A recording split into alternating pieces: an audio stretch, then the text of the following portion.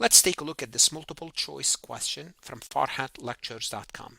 Michael's car was severely damaged in a car accident that was not his fault. His loss was $12,000 and he received insurance payment of $9,000 for the damages. Ignoring AGI limitation, what amount of casualty loss can Michael claim on his tax return?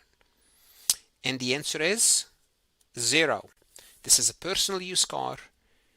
There is no mention of a disaster area, federally declared disaster area. Therefore, the loss is 0. It should take you a second to answer a question like this on the CPA exam or the enrolled agent exam. If you're studying for those, I would recommend you go to Farhat Lectures. For example, if you're taking this quiz online, you can ask the AI to explain the topic, explain the correct and incorrect answers.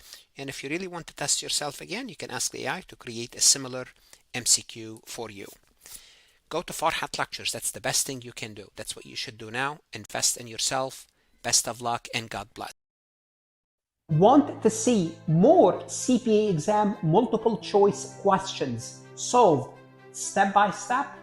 At farhatlectures.com, you will get hundreds of video solved MCQs step by step, including previously released AI CPA questions, previously released AI CPA simulation, in-depth lectures and resources to prepare for the CPA exam, AI tools that's going to help you study smarter, not harder, CPA exam podcast lessons where you can learn on the go.